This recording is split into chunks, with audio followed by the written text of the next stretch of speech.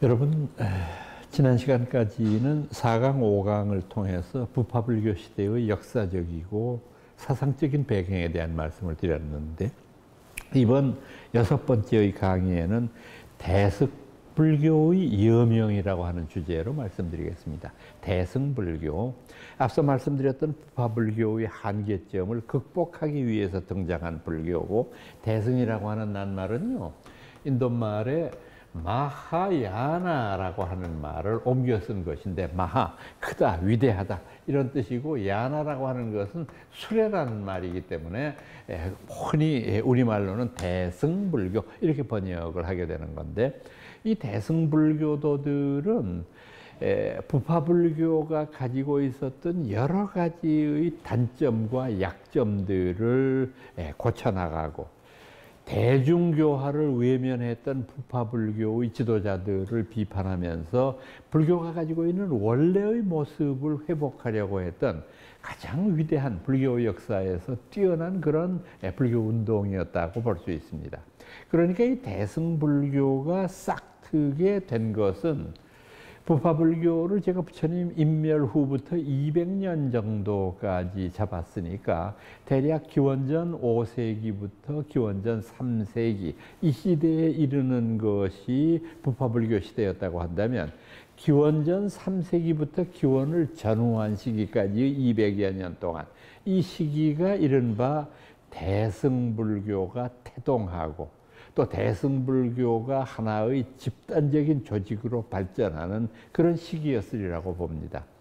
그러나 이제 대승불교를 연구하는 데 있어서 저희들이 굉장히 어려운 점 가운데 하나는, 이 초기 불교 같은 경우에는 서가모니 부처님이라고 하는 위인이 계셨고, 이분의 가르침과 그분의 행적을 추적해서 초기 불교 교단의 모습을 우리가 이해할 수가 있는데, 대승불교는 시대도 BC 3세기에서부터 BC 1세기까지의 200여 년 동안이기 때문에 참 방대하기도 하지만은, 어느 특정한 인물이 특정한 시대에 이 대승불교를 완성시킨 게 아니라는 뜻입니다.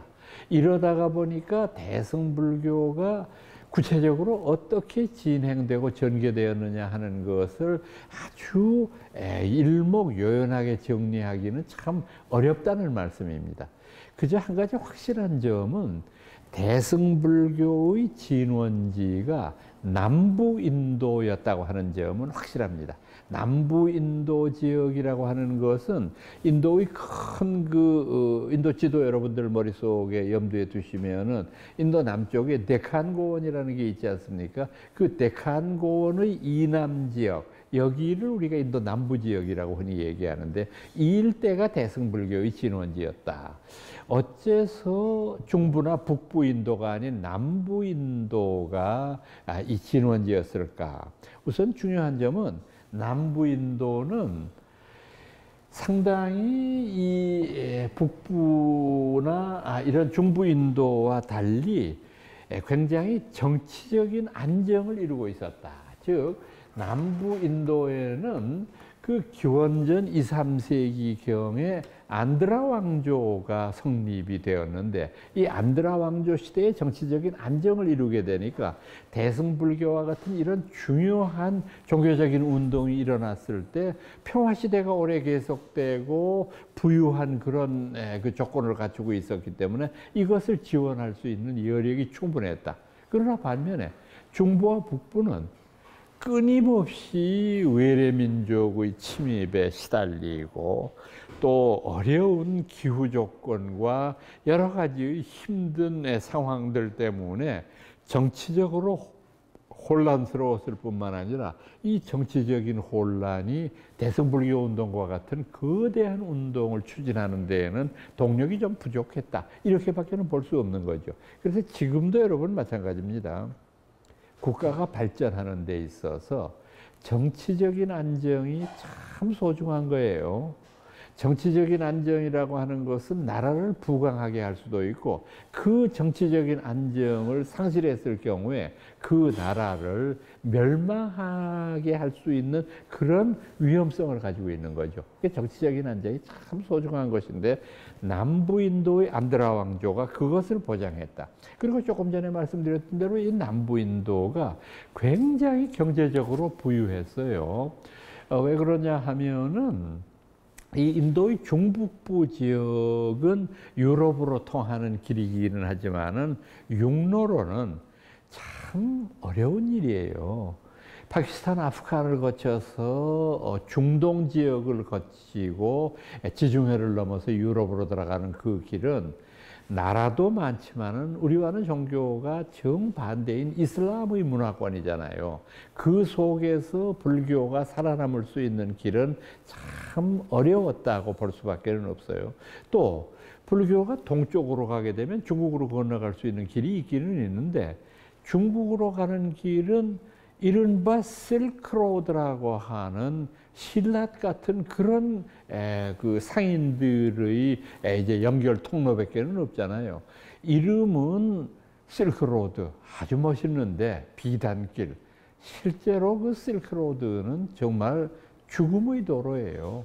어떤 생물도 이곳을 오고 가면서 생명을 유지하기는 참 어려운 데입니다. 그러다가 보니까 이 실크로드로 통한 교역의 길이 그저 상인들이 겨우 자신들의 생존을 유지하는 것으로는 쓰여졌지만은 이것을 통해서 거대한 문명이 오고 가기는 참 어려운 상황이었다는 거죠. 이렇게 되다가 보니까 이 남부 인도가 경제적으로 성장할 수 있었던 원인은 뭐냐면 해상 무역이 성행하잖아요. 앞서 유럽과의 교통에서 그 어려운 중앙아시아를 관통하는 그 길보다 바로 직접적으로 뭄바이 항에서 유럽의 어느 곳으로도 자유자재로 갈 수 있잖아요.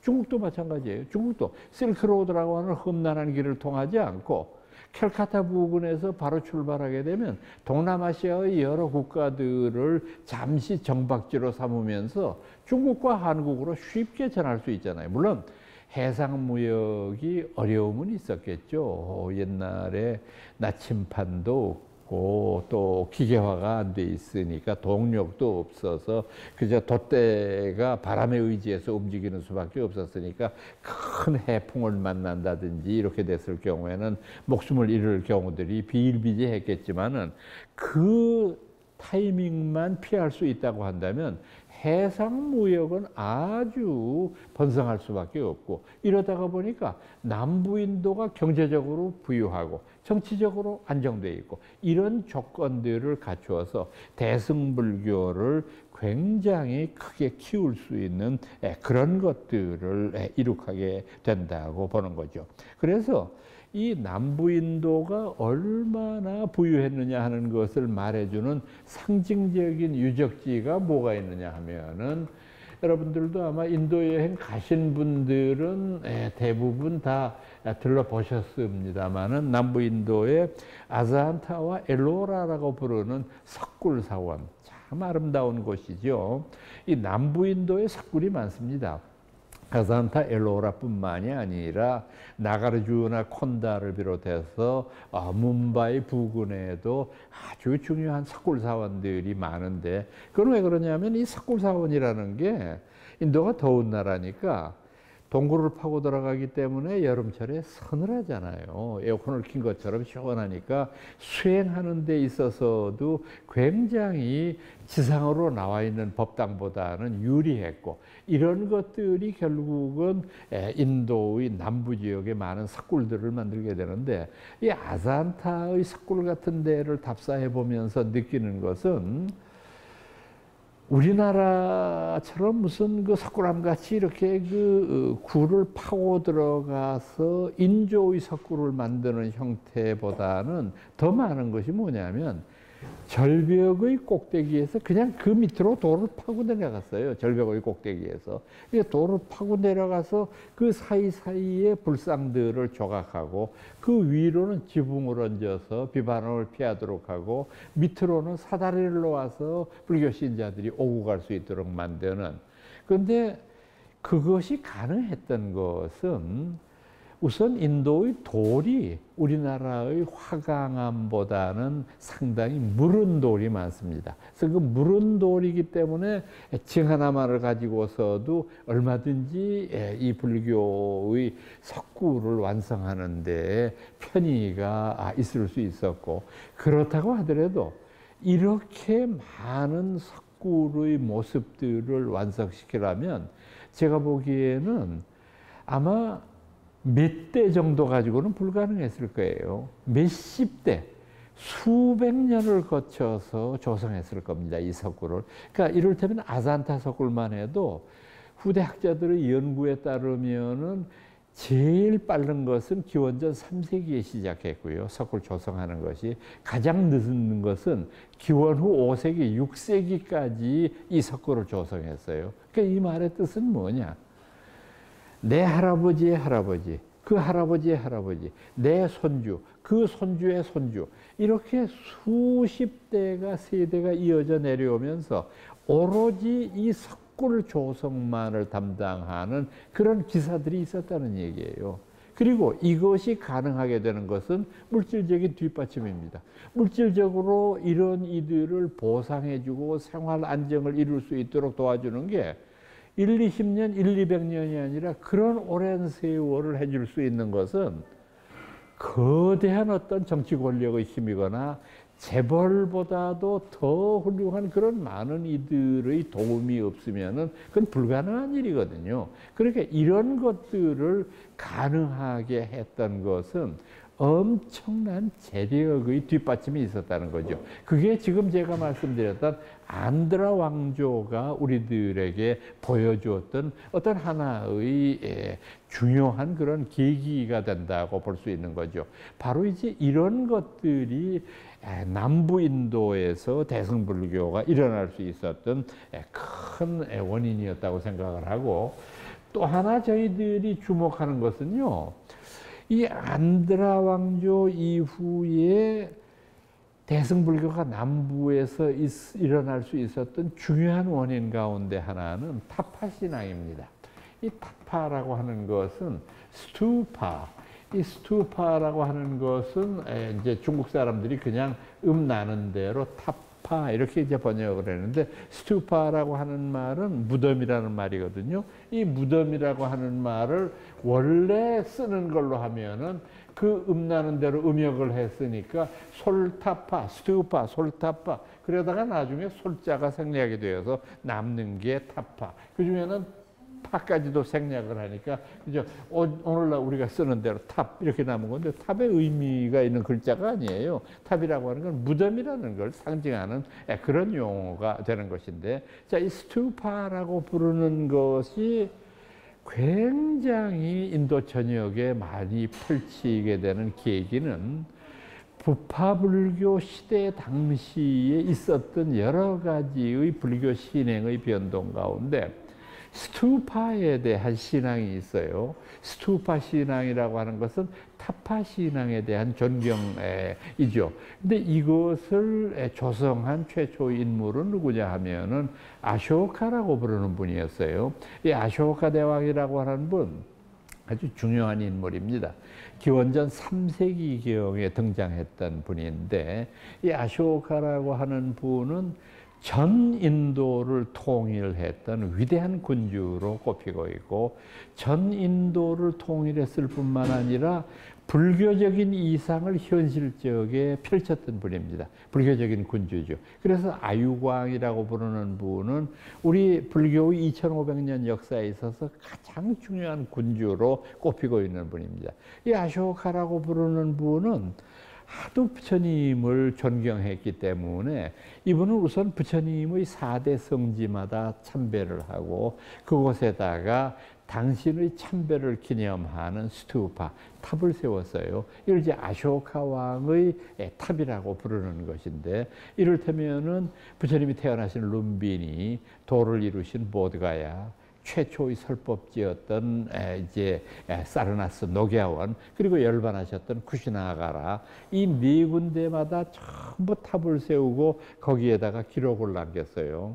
이를테면 나 아쇼카는 이 부처님 오신 탄생지 룸비니를 참배하노라. 이곳은 거룩하신 부처님께서 태어나시는 곳이기 때문에 이 지역에 사는 주민들에게는 모든 세금을 면제해주고, 다만 토지세에 관해서는 평상 통상적으로 매기는 세금의 7분의 1만을 매기도록 명하노라. 왕중의 왕, 나 아쇼카는 이곳에서 무릎을 꿇고 부처님께 참배하노라. 이런 명문을 남겼어요. 이 브라흠이라고 하는 문자로 쓰여졌던 것은 최근에 이제 그 명문이 해석이 된 아주 중요한 그 명문인데, 이 아쇼카 왕, 여러분들 그 아쇼카 왕의 석주 혹은 탑이라고 하는 거 한번 머릿속으로 연상해 보세요. 인도의 아주 전통적인 문양으로서 사자 두 마리가 이렇게 뒷발을 디디고 일어나서 앞발로 위를 받치고 있고, 그 앞발에 둥그런 원이 있고, 거기에 아름다운 연꽃무늬의 문양을 놓은 아주 대표적인 인도의 문양 아닙니까? 이런 것이 인도 화폐 속에서도, 루피 속에서도 그게 딱 찍혀 나올 정도로 그렇게 인도 사람들한테는 소중한 유적인데, 이 아쇼카 왕이 부처님의 진신사리를 봉안하기 위해서 자신이 점령한 인도 전역에다가 부처님의 탑을 세우기 시작했어요. 이때 기록에 의하면 아쇼카 왕이 세운 탑이 전국에 84,000개였다. 이런 기록이 나옵니다. 물론 뭐 조금 과장된 게 있을런지도 모르겠어요. 84,000이라고 하는 게 많다는 뜻이겠죠. 그렇기는 하지만은 정말 많기는 많아요.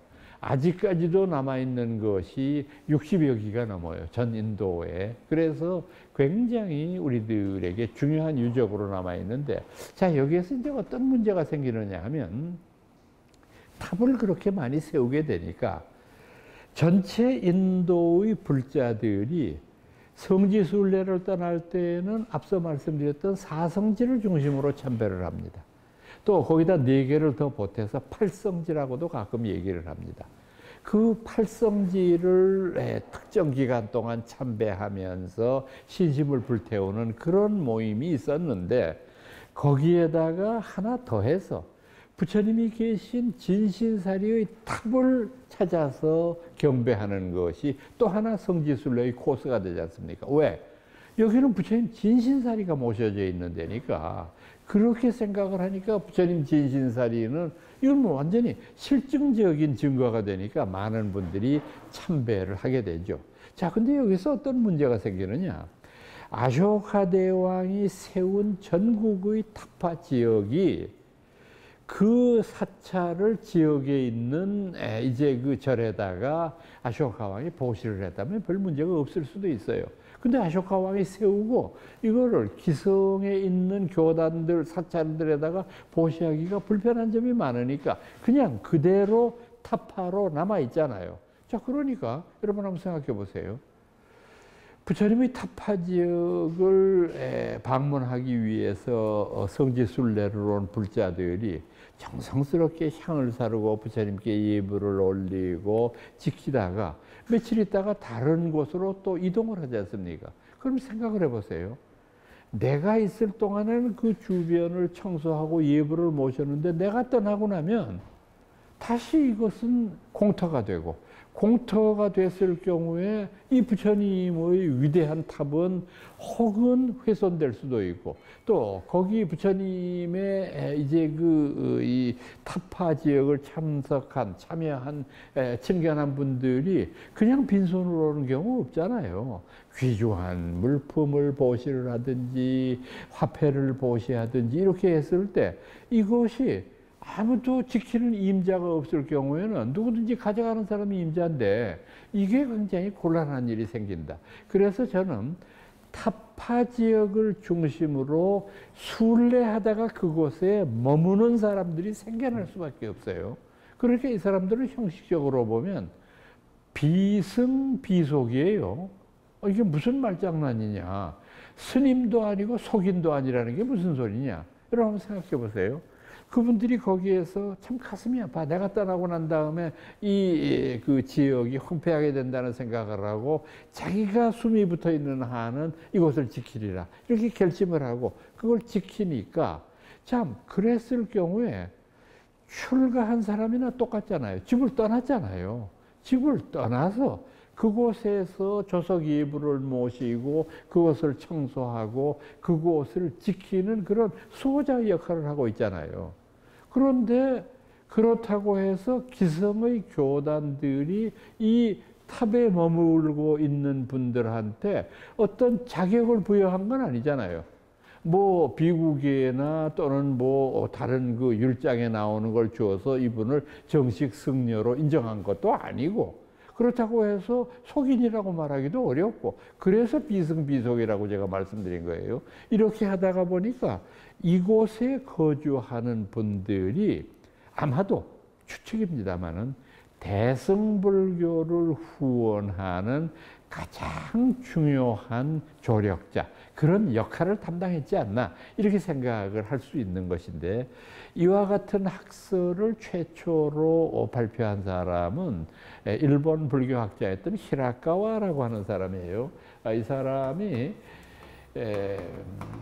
그 대승불교의 그 기초라고 하는 것을 처음으로 얘기하면서, 이 사람이 히라카와라고 하는 이름은 평천 이렇게 쓰는데, 이 히라카와라고 하는 분이 최초로 이 교서를 말씀함으로 말미암아 소위 이제 우리들한테 이런 그 대승불교의 많은 일들이 하나의 가능성으로서 제기되었는데, 물론 지금 이 히라카와의 설과 제가 지금 말씀드리고 있는 타파 지역에 관련되는, 저는 또 히라카와가 미처 발견하지 못했던 여러 가지의 증거들을 수집하고 있고 나름대로 정리하고 있기는 합니다만은, 이것들은 확실하게 그렇다라고 말할 증거가 있는 것은 아닙니다.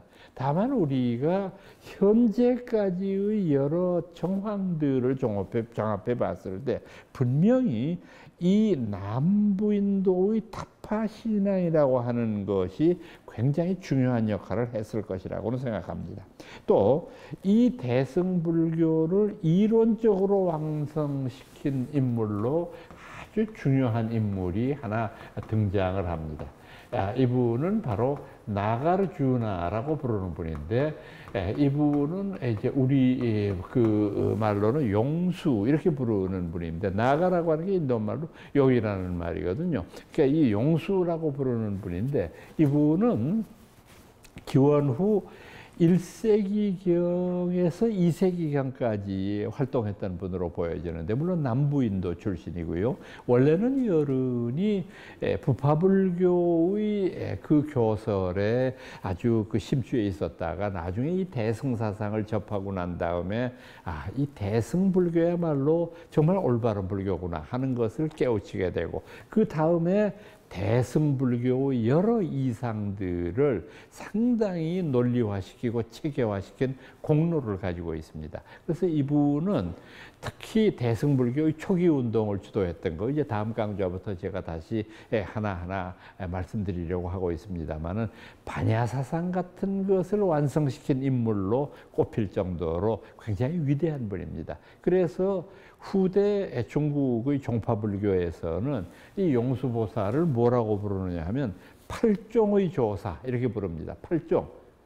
8개의 불교 종파 가운데 석가모니 다음으로 열흔이 전부 그 종파를 중흥시켰다. 이게 뭐 화엄종이고 법화종이고 전태종이고 뭐 이렇게 가릴 것 없이 모든 불교의 종파들은 석가모니를 효시로 하고 용수보살을 중흥조로 해서 오늘날 보는 바와 같은 모습을 일으켰다라고까지 평가할 정도로 우리의 불교 역사 위에서 위대한 인물입니다.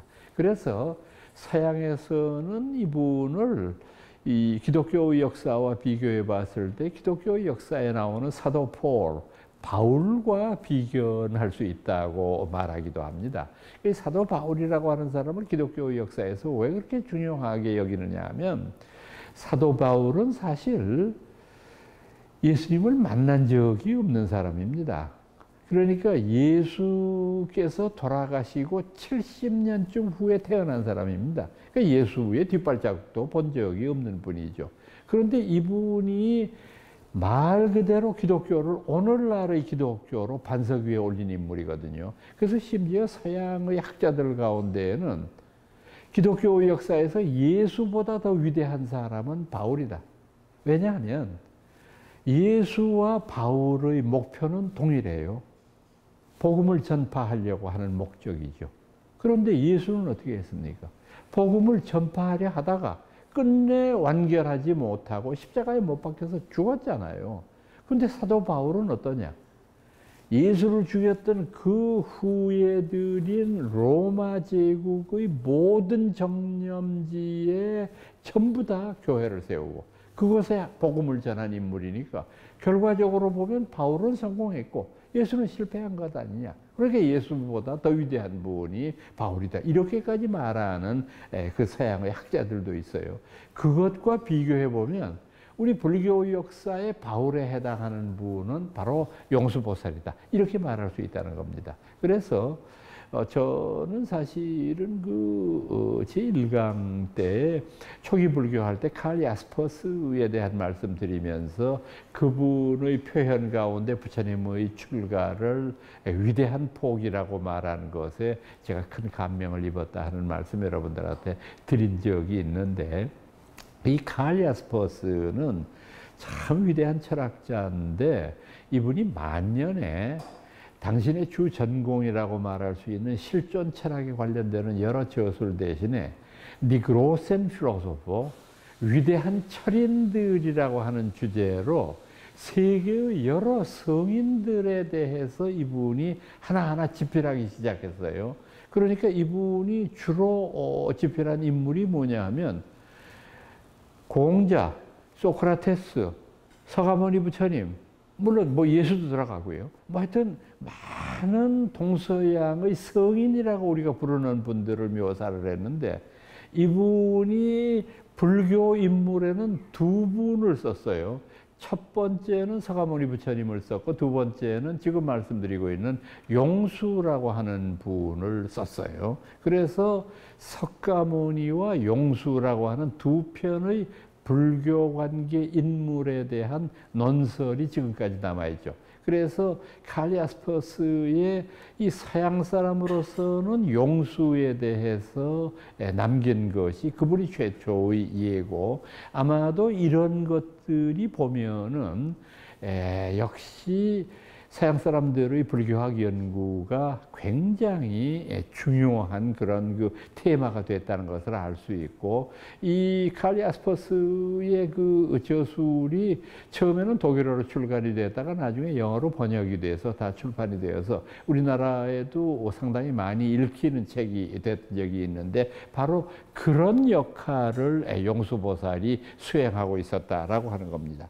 자, 그렇다고 한다면 대승불교는 어떠한 불교의 체계를 구성했을까? 우선 제일 중요한 것이 기존의 불교 교단에 대한 비판입니다. 앞서 제가 말씀드렸던 중생제도라고 하는 큰 뜻을 저버린 기성교단에 대해서 비판하면서 이분들이 제창한 불교는 어떤 불교냐? 말 그대로 보살불교라고 말할 수 있어요. 보살이라고 하는 것이 사실은 인도말에 보디사트바라고 부르는 이런 말을 옮겨서 쓴 말씀입니다만은 보살이라고 하는 것은 흔히 우리가 이해하는 대로 아주 그 본질적인 의미는 뭐냐 하면 잠이 득도하더라도 선도타한다. 나는 아직 깨달음을 얻지 못했지만 다른 이들을 깨달음의 길로 인도한다. 상구보리하고 하와중생한다. 위로는 부처님의 깨달음을 얻기 위해 추구하지만 하와중생, 밑으로는 중생을 교화하기 위해서 내 온 정력을 다 바친다.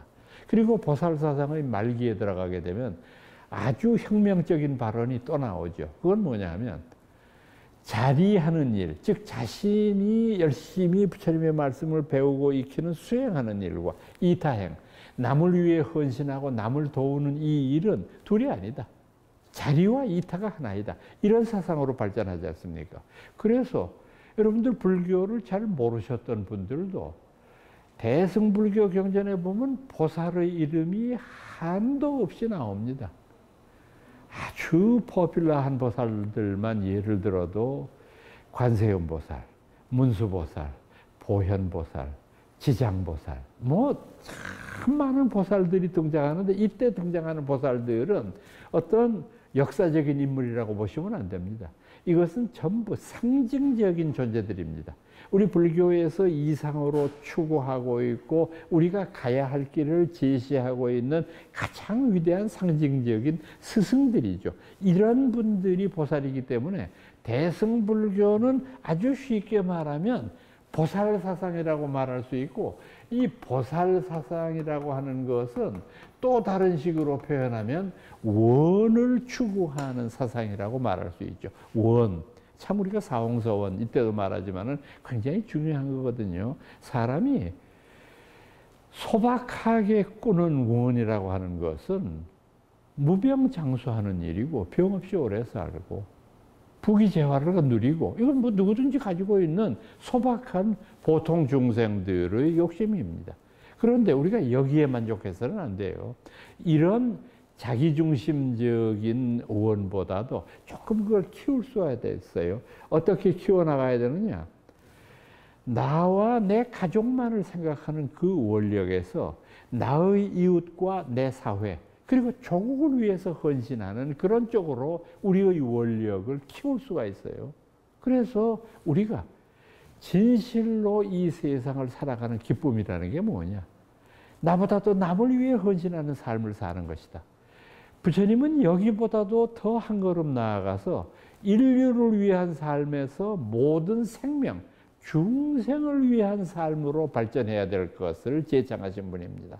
그러니까 참 이 사람이 가지고 있는 원이라는 것이 우주보다도 넓고 이 허공보다도 더 의미 있는 그런 깊이를 가지고 있는 것 아닙니까? 이런 원력을 가지고 있는 것이 대승보살사상의 중요한 특징이라고 말할 수 있습니다.